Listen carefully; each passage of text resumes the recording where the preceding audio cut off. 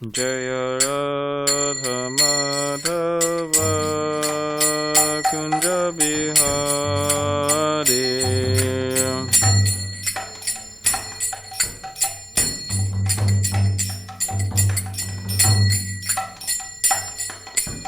Radha Madhava Kunja Bihari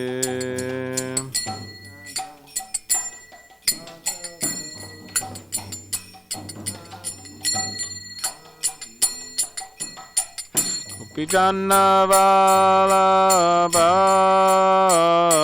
Girivaradari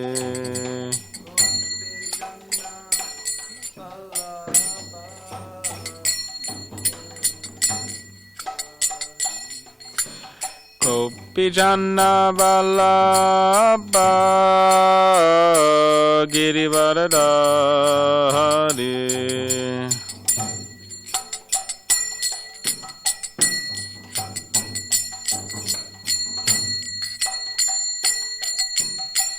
Yashodanandana Brajana Ranjana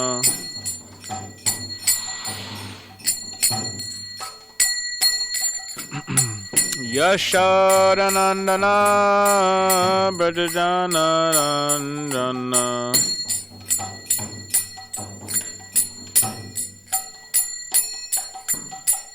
Yamuna Tira Vanachari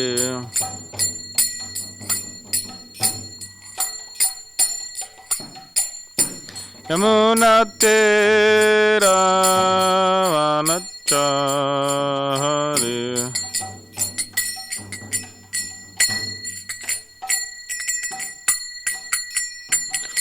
Radha Madhava Kunja Bihari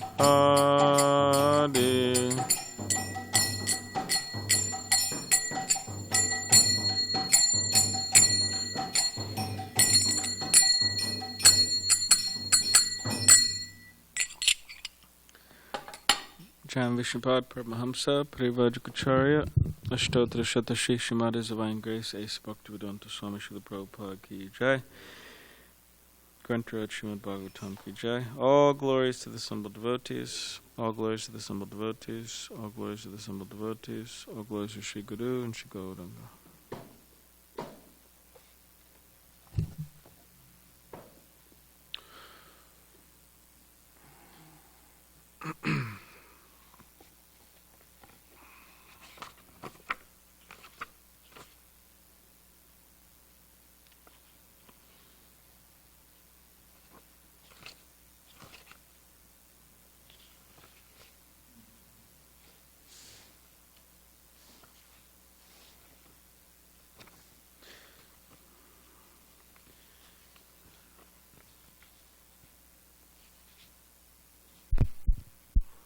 Robin says, Hare Krishna Prabhu, Dandavat Pranam. Jai. Jai Prabhu. So today is Hare Krishna Dandavat Pranam to you as well. Today is the disappearance of SriJayanandaPrabhu. So Bhajanarayan Swami will give a class about SriJayanandaPrabhu probably on Sunday. But anyway, since today is his disappearance, just meditate on him as like a introduction to Bhajanarayan Swami's class. So, all right, so I'll just read from this book, Many Moons, and this is by Reflections from Gunagrahi Das Goswami, October 2009.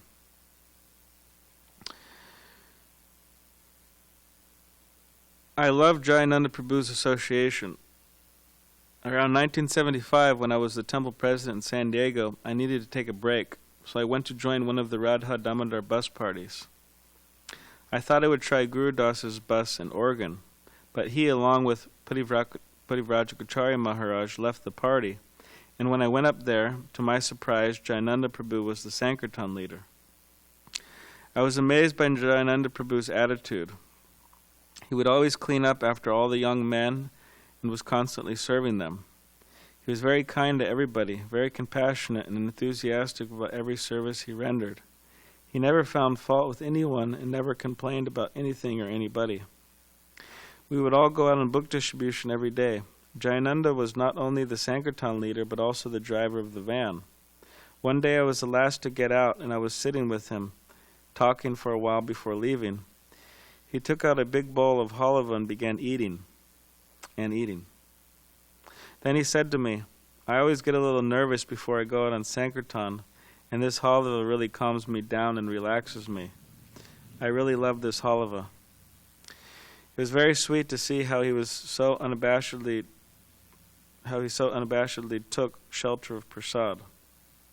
That same day, I was the first to get picked up, and again Jayananda and I spent some time talking. He confided in me. "You know, this Sankirtan is just so wonderful, so enlivening. It is the most enlivening thing I've ever experienced. I have finally found a service I can see myself doing for the rest of my life." I was really struck by that because he was older, very mature, and qualified in so many ways. He could have assumed any number of leadership positions, but was completely happy serving Prabhupada by living a simple life, preaching alongside the brahmacharis and helping them grow in spiritual life. One weekend afternoon, while in Eugene doing Sankirtan, one of the devotees heard that there was a mind, body, spirit festival going on and informed us all when he returned to the bus. Maybe we need to turn this up.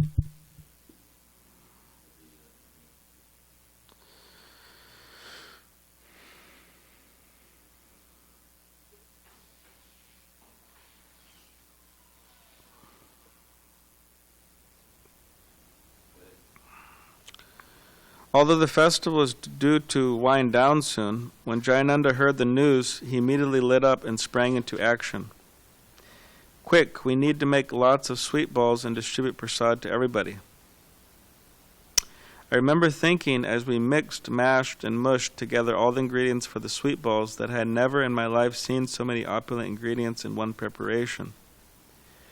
Cream cheese and walnuts and dates and almonds and figs and dried pineapple and dried papaya, and the devotees became really fired up seeing the sweet balls take shape and were rolling them frantically to get them finished before the festival ended. Finally we had a few hundred made, offered them, and then sped off. The festival was in a big gymnasium and had just begun to wind down when we got there. I felt a little intimidated by all the stares as we walked in, but had not even a minute to wallow in my fears before I heard the next command from our Sankirtan general. "Okay, Prabhus, Harinam, follow me." Jayananda then started chanting and dancing with the greatest enthusiasm, and we all found ourselves swept up right behind him. We circumambulated along the perimeter of the gym where the booths were set up, and Jayananda was chanting and dancing like a madman. The sweet balls were going out as fast as we could distribute them, and all of the people who moments before were looking at us like, "Who the heck are these guys?" began chanting and dancing along with us. I still remember the smiles on their faces as many of them joined our transcendental parade. It was an experience to behold, and one that I often remember. In just a few minutes, Jayananda had completely transformed that gymnasium into Vaikuntha, and given everyone a taste of the spiritual realm they had spent all day long futilely trying to grasp. Either later that year or during the next year, we found out that Jayananda had cancer and had been receiving various allopathic treatments. However, they were not helping very much. He was averse to spending so much money on them, and most important, they were affecting his ability to think clearly and to meditate on Krishna. Thus he decided to try a natural cure and found out that in Tijuana, Mexico, right across the border from SanDiego, there was a facility that administered one with considerable success. We helped SriJayanandaPrabhu get set up in the clinic, and I started going down weekly to see him. On my first visit I saw he was really ecstatic. He said, "This is fantastic. I am reading the Bhagavad Gita daily. I have never been able to absorb myself as much as I can now. I'm getting so many realizations. Every day I give classes to the other patients. I'm so enlivened. I have never done anything like this before. It has given me so much life. Plus, the lateral seems to be helping. So I am really satisfied being here. The following week I returned, but this time when I asked him how things were going, he said, "I'm leaving, let's get out of here." Surprised at the drastic change, I asked him what had happened. He said, "They told me I couldn't give classes anymore, that it was against their rules to preach the Bhagavad Gita or teach religion of any kind." He continued, "What's the use of being here if I can't preach? What's the use of living if I can't preach? Let's go." I was amazed, truly amazed. I had never seen him so grave and determined, and while on one hand I was extremely disappointed at the turn of events, I became very much enlivened to witness the fearlessness, detachment, and utter resolve of this great devotee, who wanted nothing more than to live the rest of his life preaching, no matter how short a time that might wind up being. SriJayanandaPrabhu had already packed his belongings, and we immediately headed back to SanDiego. He remained there for a while, giving classes and constantly commenting on how amazing the Bhagavad Gita was and how many realizations one could get by reading it. After a few weeks, he decided to go to Los Angeles, as his health had started deteriorating again, and he would get much better attention and facilities there, and have much more senior association. I continued to meditate on SriJayanandaPrabhu quite often, especially when in need of the tolerance, enthusiasm, and compassion necessary to push on and please Srila Prabhupada, the way I know he always did.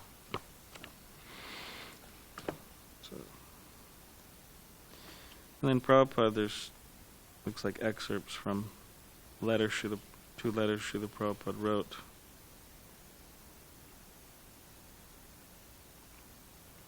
Or a few, a few letters Prabhupada wrote. 2 to SriJayanandaPrabhu and 1 to Rameshwar Das Prabhu. Okay, so this is one to SriJayanandaPrabhu, February 26, 1977.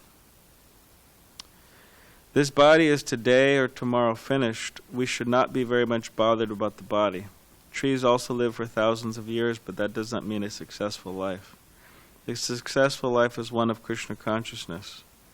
By the grace of Krishna, from the very beginning you are a devotee, and that is the real profit of your life.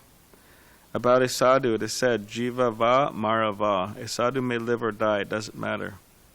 While living he is engaged in Krishna conscious business, and when dying he goes back home, back to Godhead.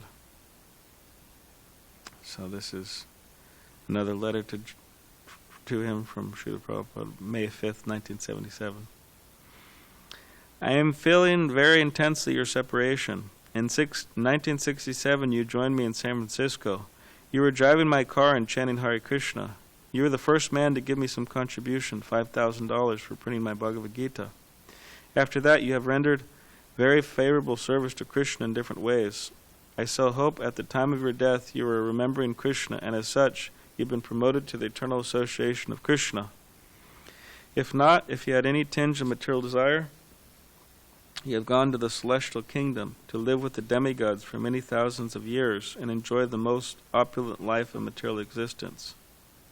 From there you can promote yourself to the spiritual world.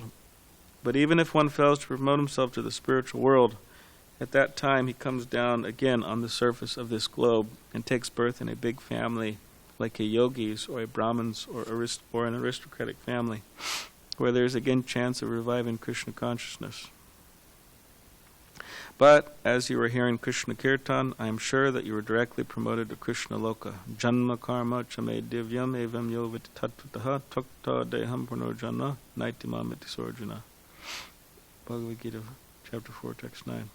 Krishna has done a great favor to you, not to continue your diseased body, and has given you a suitable place for your service. Thank you very much.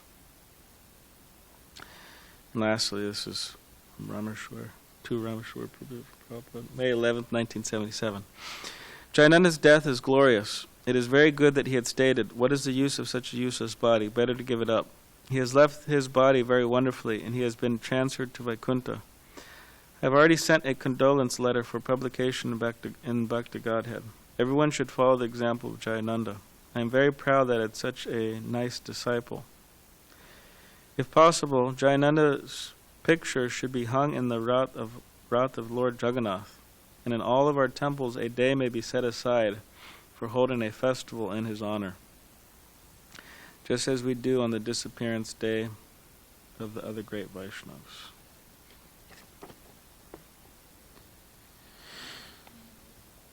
Yeah, he liked peanut butter halava. Huh? Yeah, it's a festival today. Yeah, every day festival, and today also festival celebrating him.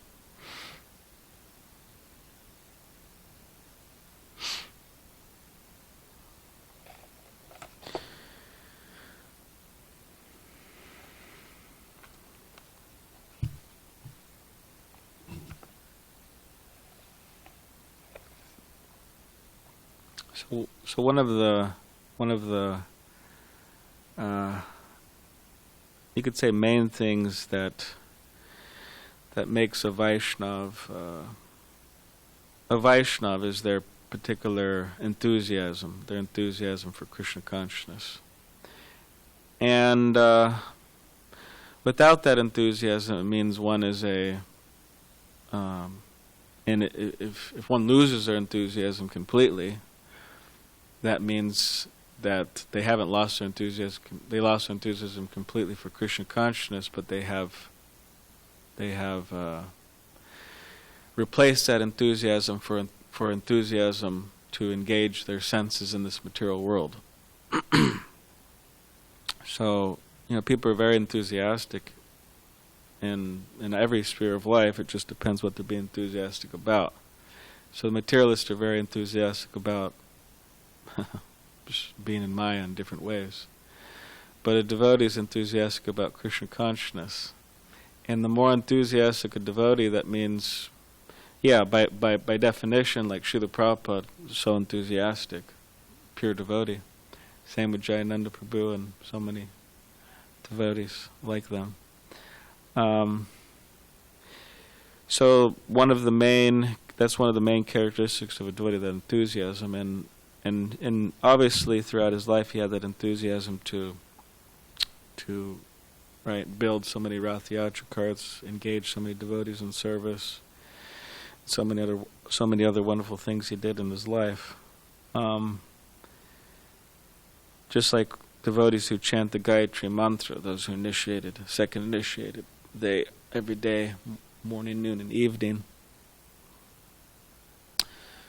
their part of the meditation is asking of Krishna, asking the spiritual master, asking Lord Chaitanya to please enthuse me. Enthuse me, enthuse me, enthuse me. So many of the mantras are about that. And so this is one of the qualities that Jayanandaprabhu had, a lot of enthusiasm. And therefore, it wasn't just he was enthusiastic, but he was enthusiastic, and he actually from that enthusiasm, he did things for Krishna and for Srila Prabhupada. And you could say that's the proof that one has enthusiasm, that, you have enthusiasm, but as Prabhupada says in the Nectar of Instruction, it's bhakti, is activity, so engaging. So therefore, Srila Prabhupada, also example, very enthusiastic, so that propelled him all over the world so many times, spreading the message of Lord Chaitanya. So on these days we could meditate on such great devotees, and you could say we could just hope and pray and hope and pray and hope and pray and hope and pray that we could just have some of that enthusiasm, because even just having some of that enthusiasm, we could be very successful in Krishna consciousness, and happy. I mean, Danavir Goswami, he wrote a book. It's a really nice book, actually. I'm forgetting the name. It's His Memories of Prabhupada. Anyways. Oh yeah, it's called His Divine Grace. So he writes how he came to Krishna consciousness and how he joined the temple and met Prabhupada and Vishnu Jan Swami and Jayananda and different remembrances of Prabhupada and glorifications of Prabhupada. And anyways, and there he was speaking about Jayanandaprabhu, and he said, somebody asked Jayanandaprabhu, "Oh, how do you be happy in Krishna consciousness?" Well, because, hey, what's the secret? I want to be happy. Everybody wants to be happy, right? And then when they come to Krishna consciousness, it doesn't go away. They also want to be happy. People also want to be happy. Devotees. In essence, devotees, when they they have all these, they have these brahmachari meetings, and they, senior brahmachari will talk to all the young brahmacharis, and in essence, the young brahmacharis are saying, "What's the secret? How do I become happy? How do I be a happy brahmachari?" Because if you're a happy brahmachari, it takes care of your brahmacharya. It means you're happy and you're satisfied, and because of that, you're able to stay a brahmachari. If you ever wonder why people don't stay brahmacharis, or they're just somehow or other they can't, they're not completely experiencing the true nectar of brahmacharya ashram, so therefore they have to leave. Same with grihastas. They say, they go to these meetings and, how do I be senior grihastas? How do I be a successful grihasta? How do I be happy grihasta? How do I be happy? Satisfied, because, so much dissension and divorce and so many of these things are just based on somehow or other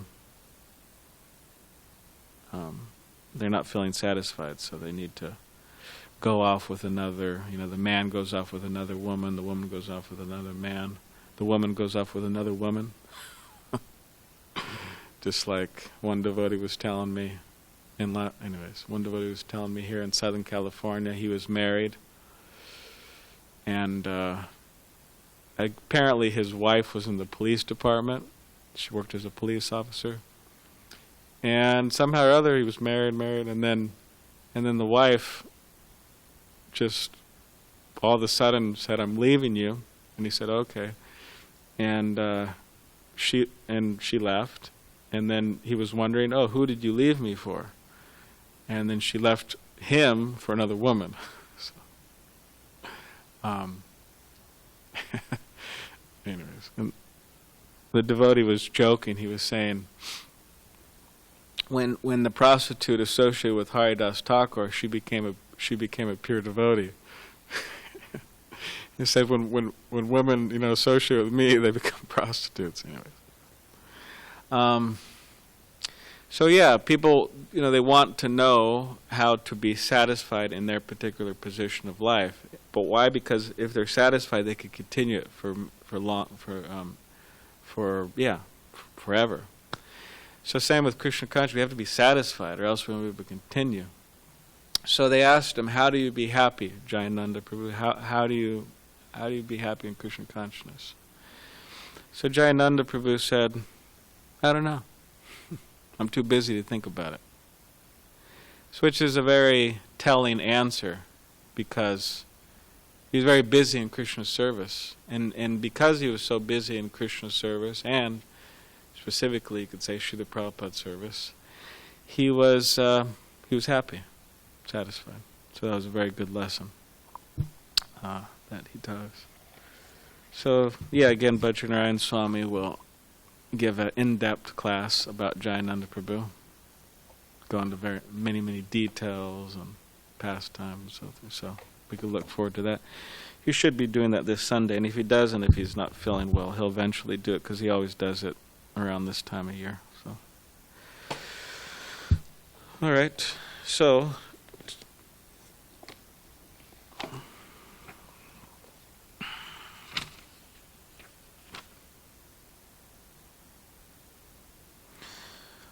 we'll just read from the Bhagavatam.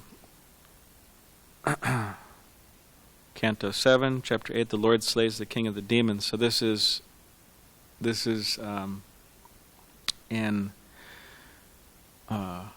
anticipation for tomorrow, for Lord Nrsingadev's appearance. So this is text 1. Shri Om Namo Bhagavate Vasudevaya. Om Namo Bhagavate Vasudevaya. Om Namo Bhagavate Vasudevaya. Shri Nardivacha Atidaitya Sutta Sarve Shutva Tad Anuvarnitam Jaghor Naravadyatam Jaghor Niravadayatvan Naivagur Anushukshitam. Alright, so I'll just read because of the time, I'll just read the translation. Narada Muni continued, all the sons of the demons appreciated the transcendental instructions of Prahlad Maharaj and took them very seriously. They rejected the materialistic instructions given by their teachers, Sunda and Umarka. So Prahlad Maharaj was preaching to all of his young lads, students, and they were taking it seriously. And they rejected the materialistic instructions from their teachers. When Sanda and Umarka, the sons of Shukracharya, observed that all the students, the sons of the demons, were becoming advanced in Krishna consciousness because of the association of Prahlad Maharaj, they were afraid. They approached the king of the demons and described the situation as it was. When Hiranyakashipu understood the entire situation, he was extremely angry, so much so that his body trembled. Thus he finally decided to kill his son Prahlad. Hiranyakashipu was by nature very cruel, and feeling insulted, he began hissing like a snake trampled upon by someone's foot. His son Prahlad was peaceful, mild, and gentle. His senses were under control, and he stood before Hiranyakashipu with folded hands. According to Prahlad's age and behavior, he was not to be chastised. Yet with staring crooked eyes, Hiranyakashipu rebuked him with the following harsh words.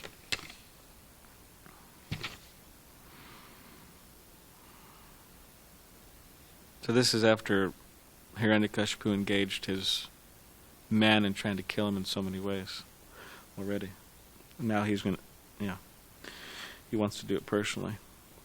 Hiranyakashipu said, O most impudent, most unintelligent disruptor of the family, O lowest of mankind, you have violated my power to rule you, and therefore you are an obstinate fool.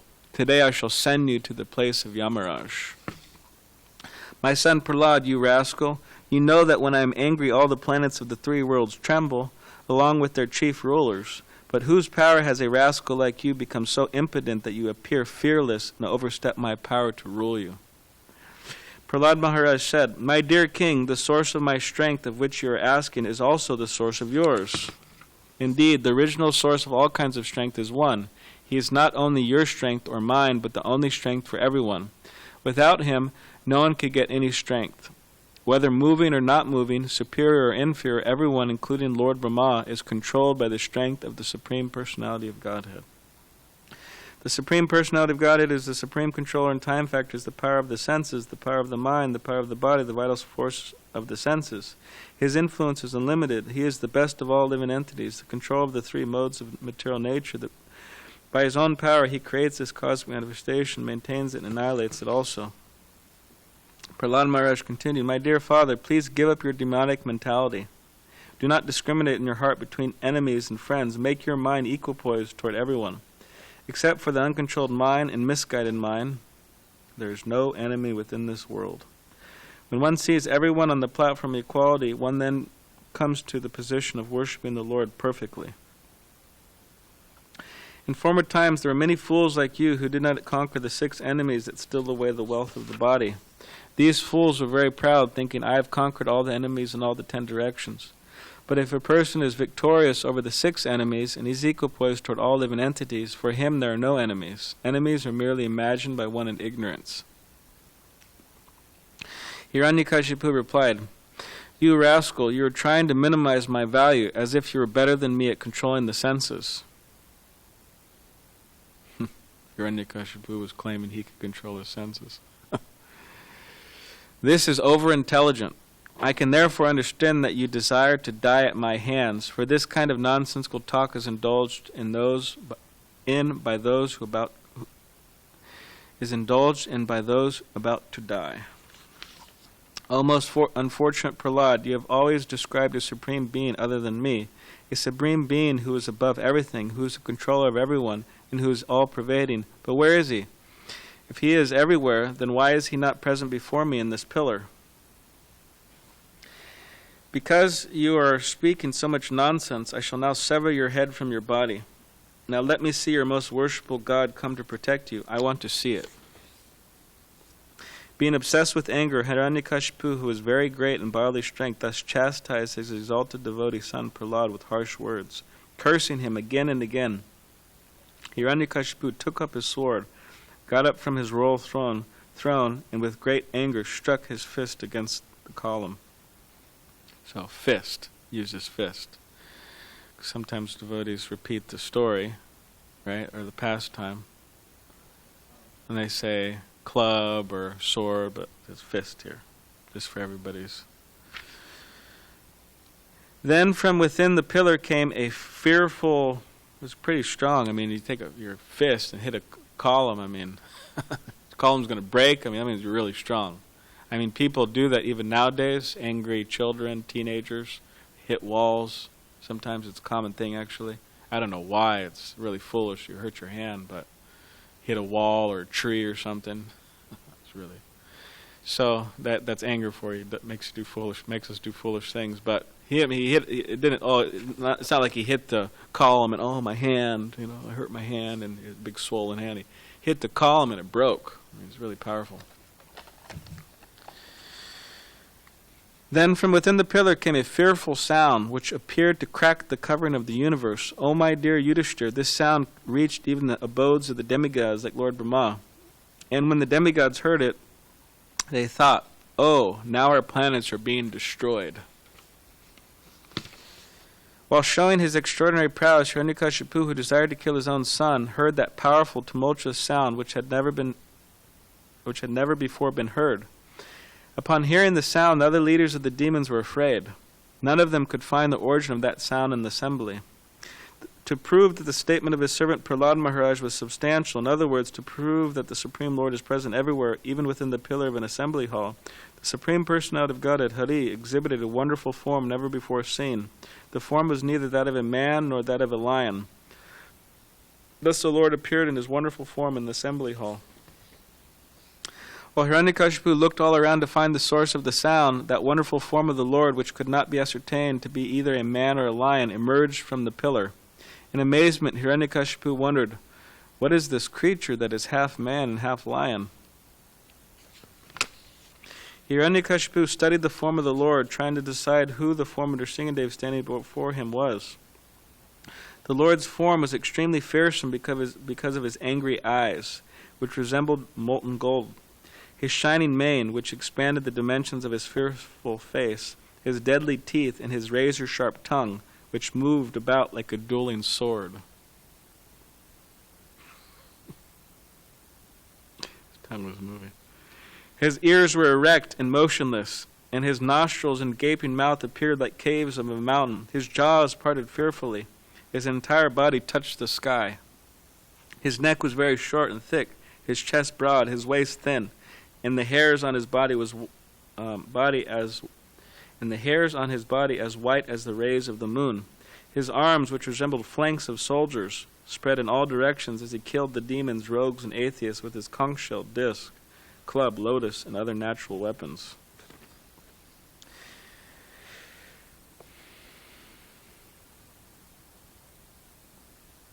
Yeah, so he appeared. Nrsingadev appeared, and we'll see what happens tomorrow. What happened? So yeah, but right now it says they start to fight, which is really foolish in itself. I mean, that's the nature of anger and pride and all these different things, is that just makes one really foolish. Just like, I mean, Hiranyakashipu, it says, thinking like this and taking up his club, Hiranyakashipu attacked the Lord like an elephant.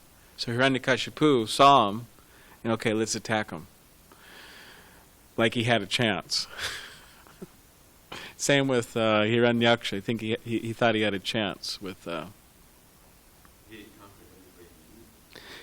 Yeah, he conquered everyone. That's true. I mean, it was powerful. Yeah, we have to admit it was powerful, but. Huh? Yeah, no one compared. Just like anyways, a little, kind of a side note, but I think we talked about this before. But anyways, Vijay Prabhu and myself were talking yesterday, and we're discussing how one devotee in Salem, the temple president, Gokul Chandra, there, very wonderful devotee, actually, disciple of His Holiness Bhakti Vikas Swami. Amazing. He went to South India with like practically nothing, and he just kind of like set up shop and like staying at people's houses, this and that, and somehow or other he got a property and they built a temple, and all these brahmacharis came, and that was a very successful temple. Many brahmacharis there. I don't know. You were there. I was there sometime. Maybe 30 40, 50, something like that. Nice brahmacharis. They have a gurukul school, and yeah, no electricity. It's actually very solid stone. They're building a huge temple right now. If you ever get a chance to go to Salem, very, very beautiful temple. Nice devotees. Yeah, not finished yet. So anyways, Gokul Chandra Prabhu, he's from Croatia originally, brahmachari. I heard that when he was a new bhakta, he saw this picture, which maybe some of you, I'm sure some of you have, or all of you have seen that picture, but it's a picture of Nrsingadev, and he's really big. He's really big, and he's got, fearsome. And then it has, and in the painting is Hiranyakashipu. And Hiranyakashipu is quite smaller than Nrsingadev. He's like quite smaller. And he's got his shield and his sword, and he's like, and for whatever reason, in this painting, Hiranyakashipu his complexion is bluish. His complexion is bluish. So when Gokul Chandra Prabhu as a bhakta saw this painting, he said, "Oh, this is a very beautiful painting." And he's thinking that, and he was thinking that, oh, this bluish complexion person, this is Krishna. And Nrsingadev is like the demon. So that was his conception. And what he was doing is every day, very religiously, very devotionally, he was offering his bhoga to Hiranyakashipu. Every day. So ringing the bell and offering it. He's getting Hiranyakashipu prasadam.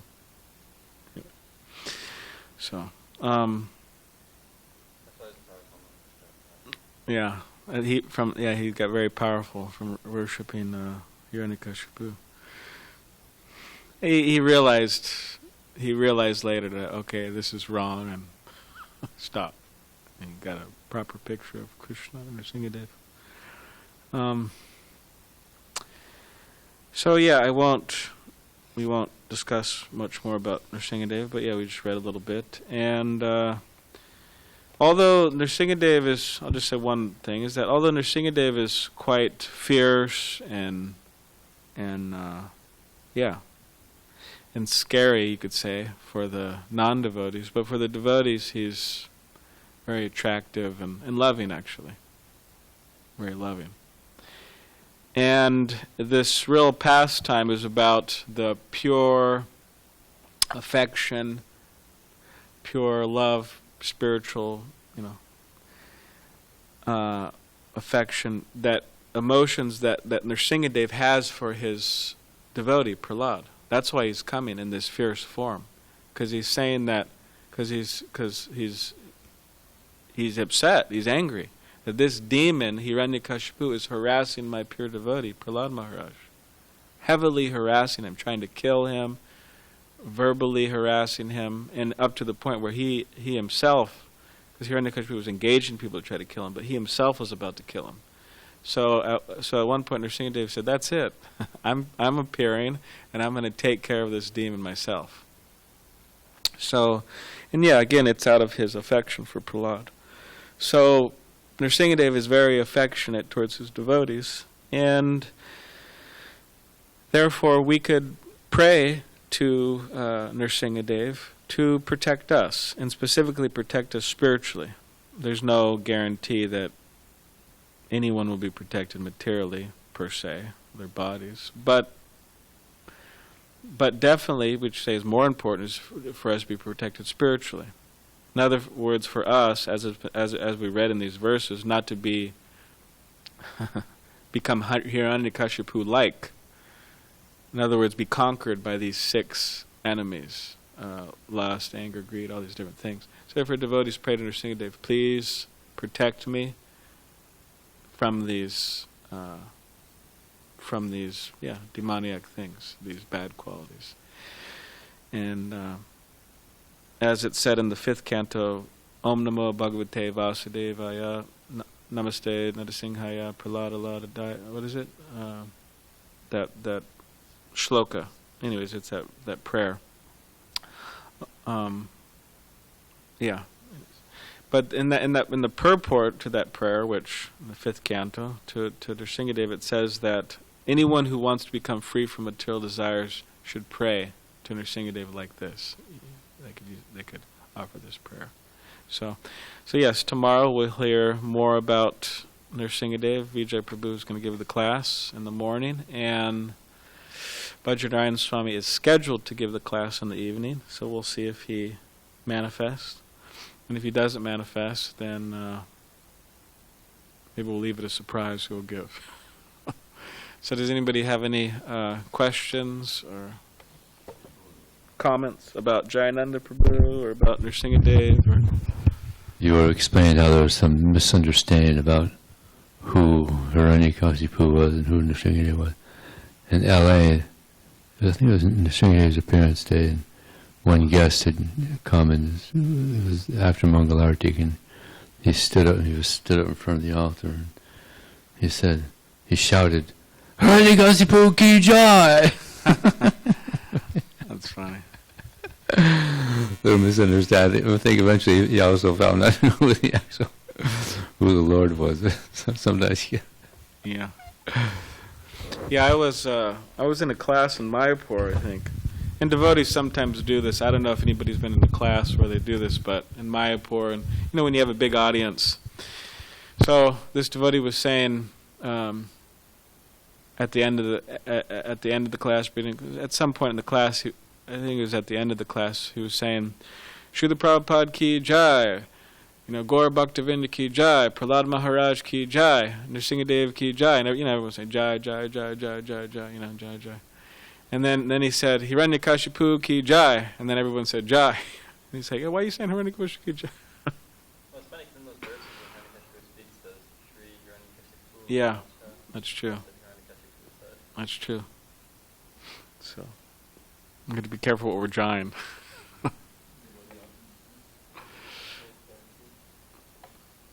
Here's the picture of Nrsingadev, or here's a picture of Hiranyakashipu and Prahlad. Yeah. Also, there's this famous picture here, which is pretty intense. Antarmali is a garland of intestines. There's actually, Dravida Prabhu told us that there's one devotee named Antarmali, means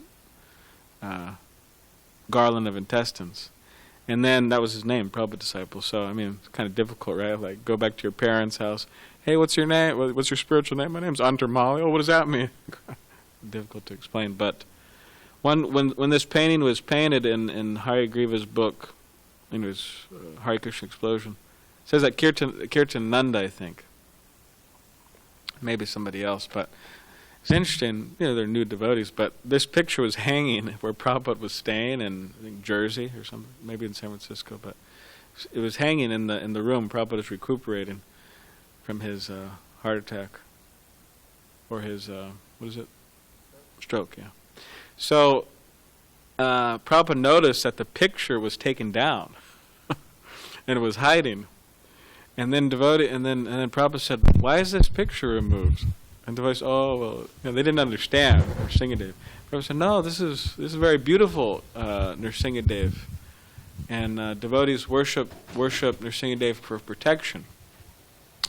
And And there's also verses where it says that the blood on Nrsingadev's whiskers is very beautiful to the devotees. Just like when Krishna goes herding the cows, he comes back and he has the dust, in his hair. It's beautiful like that.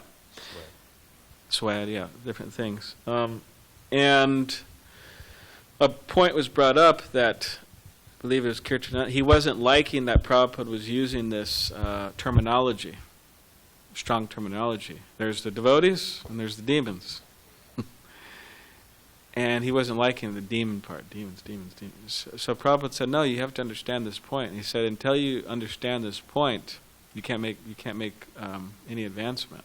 You have to understand this point. There's the demons and the devotees. Which is an important point, because sometimes people think, everybody's the same. It doesn't matter you associate with demons or non-devotees or devotees. And, hey, where's the love, brother? Right? But you associate with non-devotees, or, as Prabhupada says many times, demons, then what happens? The Krishna consciousness becomes spoiled, and one develops a demonic mentality. So he said you have to understand that point. So anyways, it's interesting that they took the picture. Devotees did many interesting things in the early days. In L.A., my family came to visit. And my elder sister, she was walking through the temple room. In L.A. we have that picture of Nrsingadev, Hiranyakasipu is on his lap, and the intestines, Yeah. And she said, "Oh my God, that's terrible! How could you have this in the temple?" So then I explained the story. How this, the Prahlad is there. I said, "You see this little boy here? That's the son of this person that has his intestines taken out." And so I explained he was trying to kill his son. He was a really, really demoniac person. So I explained the whole story to her, and then she looked at the picture and she said, "Actually, it's beautiful." Oh, nice. Nice. All right. Grantraj Srimad Bhagavatam ki jai. Jayanandaprabhu ki jai.